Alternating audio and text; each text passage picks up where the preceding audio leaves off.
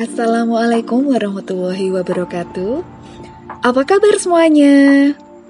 Semoga dalam keadaan sehat dan tetap semangat.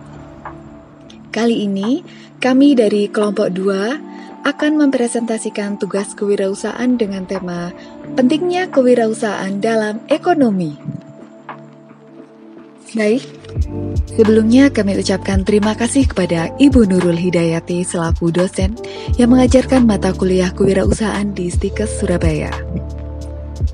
Dan selanjutnya, saya akan memperkenalkan 8 anggota dari kelompok 2 yaitu Alif Akbar, Umi Masrifah, Esti Veronica, Erma Dewiarti, Yudika Milasari, Sylvia Nur Aini, Rika Sri Yuniati, dan Zahratul Mawadah. Yang pertama, kami akan menjelaskan apa itu sistem ekonomi. Ekonomi adalah ilmu sosial yang peduli tentang bagaimana orang memenuhi permintaan mereka akan barang, yaitu barang yang dapat Anda beli, dan jasa, yaitu hal yang dilakukan orang dengan bayaran, ketika persediaan barang dan jasa tersebut terbatas. Dan sebuah sistem ekonomi atau ekonomi adalah metode yang digunakan oleh masyarakat untuk mengalokasikan barang dan jasa di antara orang-orangnya dan untuk mengatasi kelangkaan. Dalam setiap sistem ekonomi harus dapat menjawab 4 pertanyaan mendasar ekonomi, atau disebut juga sebagai pertanyaan fundamental ekonomi. Apa saja?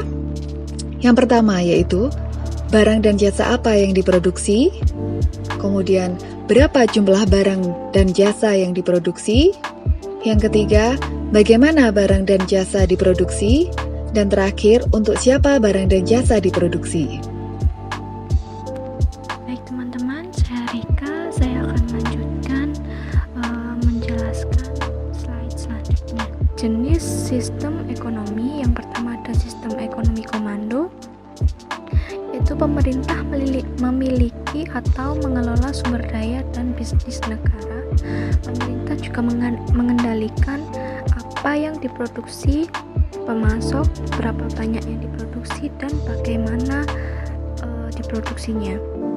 Nah, selain itu, pemerintah juga mengatur bagaimana barang dan jasa didistribusikan di seluruh negeri dan harga yang orang bayar untuk mereka. Nah, pada akhirnya pemerintah memutuskan jawaban atas pertanyaan mendasar ekonomi. Ekonomi komando juga dikaitkan dengan sistem politik di mana pemerintah memiliki kontrol ketat atas urusan sosial dan ekonomi. Sosialisme dan komunisme adalah dua sistem politik yang sangat terkait dengan ekonomi komando. Yang kedua, ada ekonomi pasar. Pemasok menghasilkan barang dan jasa apapun yang mereka inginkan dan menetapkan harga berdasarkan apa yang bersedia dibayar oleh konsumen. Nah, sistem ini ditandai oleh kebebasan memilih dan pertukaran sukarela individu. Nama lain untuk ekonomi pasar ini adalah sistem perusahaan bebas. Nah, orang bebas untuk menjadi wirausaha dan memiliki serta mengoperasikan sebuah perusahaan atau bisnis. Ada banyak peluang investasi di dalam ekonomi pasar ini. Individu dapat menginvestasikan uang dalam bisnis mereka atau bisnis mereka sendiri atau orang lain. Nah, di sistem politik yang demokratis dikaitkan dengan ekonomi pasar. Demokrasi biasanya memilih pilihan pribadi, pertukaran sukarela, dan hak individu untuk memiliki properti, bisnis, dan modal. Baik, selanjutnya adalah penawaran dan permintaan. Dalam ekonomi pasar, bisnis menyediakan barang dan jasa karena konsumen akan membayar uang untuk mereka. Bisnis ingin mendapatkan uang sebanyak mungkin untuk barang dan jasa yang mereka tawarkan. sedangkan konsumen ingin membayar jumlah uang seminimal mungkin untuk apa yang mereka beli. Di sini ada pasokan, permintaan, dan harga waktu. Pasokan adalah jumlah barang dan jasa yang ingin dijual oleh suatu bisnis dengan harga dan waktu tertentu. Dan permintaan adalah jumlah barang dan jasa yang ingin dibeli konsumen dengan harga tertentu dan waktu tertentu. Sedangkan harga dan waktu penting ketika mempertimbangkan penawaran dan permintaan.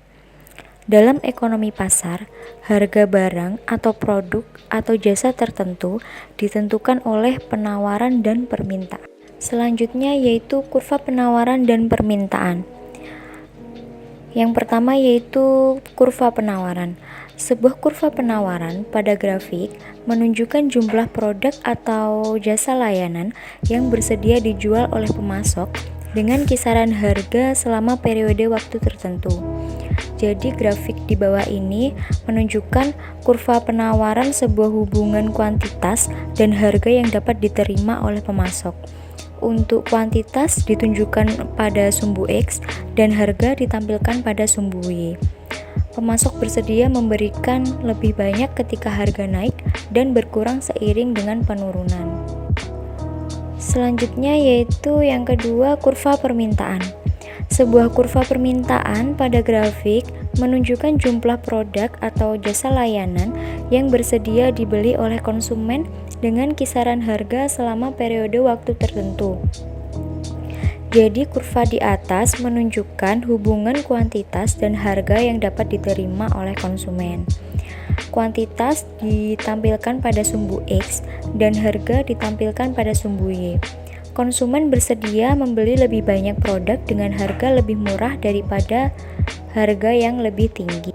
Perkenalkan, saya Zahra. Saya akan menjelaskan tentang kurva penawaran dan permintaan. Sebuah kurva penawaran dan permintaan adalah grafik yang mencakup kurva penawaran dan kurva permintaan. Ini menunjukkan hubungan antara harga dan jumlah produk atau layanan yang disediakan dan diminta. Titik equilibrium adalah tempat kurva penawaran dan kurva permintaan bersilangan. Jadi, titik ini berada di tengah-tengah kurva penawaran dan kurva permintaan bersilangan, atau biasa disebut dengan penawaran dan permintaan yang seimbang. Koordinat sumbu X dari titik equilibrium mengidentifikasi kuantitas keseimbangan. Ini adalah kuantitas di mana penawaran sama dengan permintaan. Jika pemasok menghasilkan lebih dari kuantitas keseimbangan, di sana akan menjadi surplus item.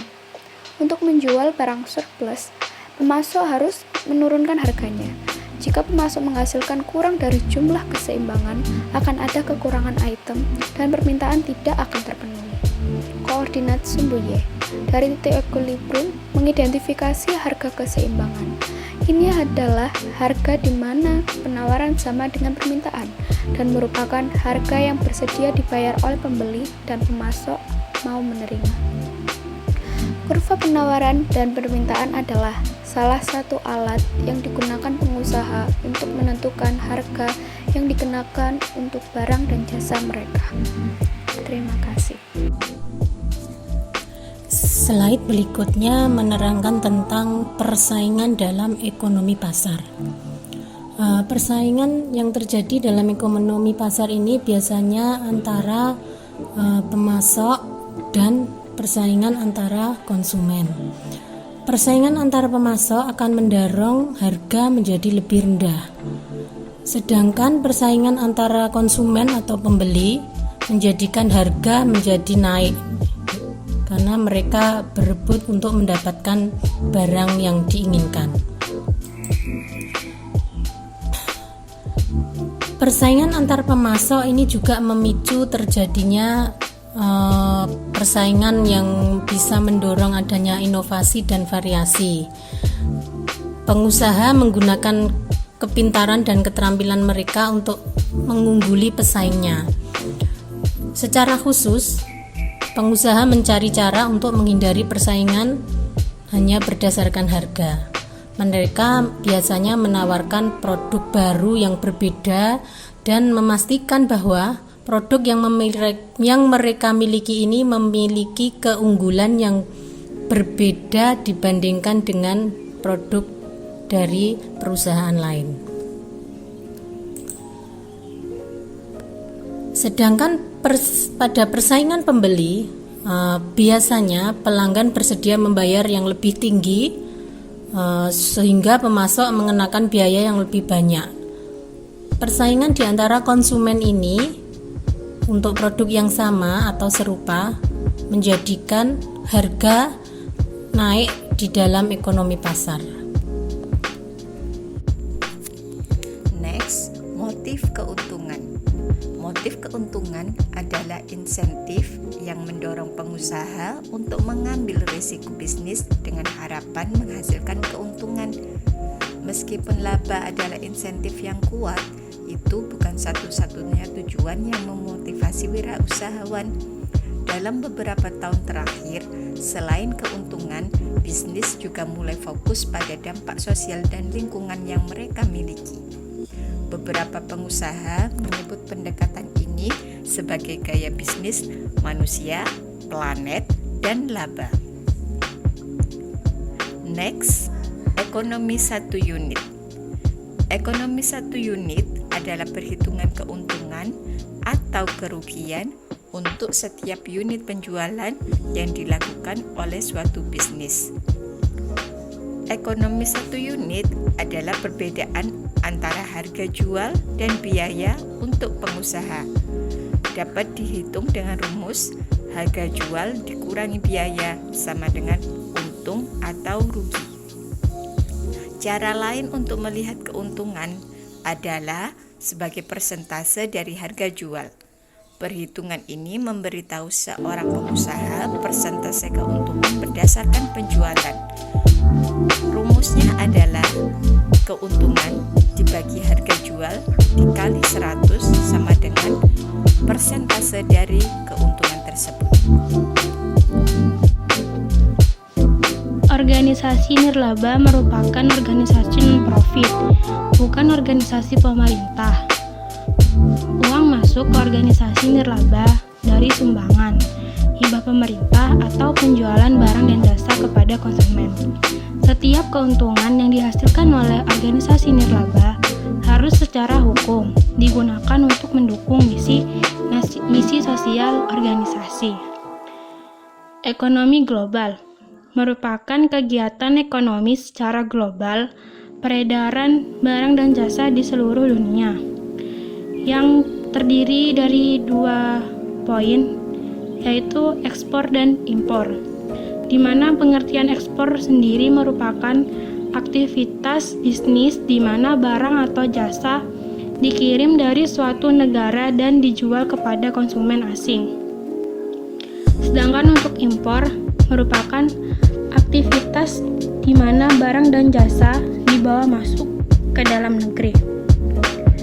Teknologi dan ekonomi global. Kemajuan dalam pengiriman, perjalanan, dan telekomunikasi memungkinkan lebih banyak perdagangan internasional daripada di masa lalu.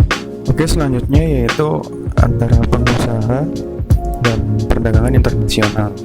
Nah, pengusaha itu harus belajar tentang sistem ekonomi dan moneter negara-negara asing di mana mereka ingin melakukan bisnis.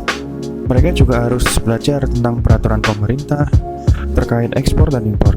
Selain tantangan keuangan dan politik, ada juga faktor yang perlu dipertimbangkan, yaitu contohnya seperti budaya. Lalu, apa saja sih hambatan perdagangan?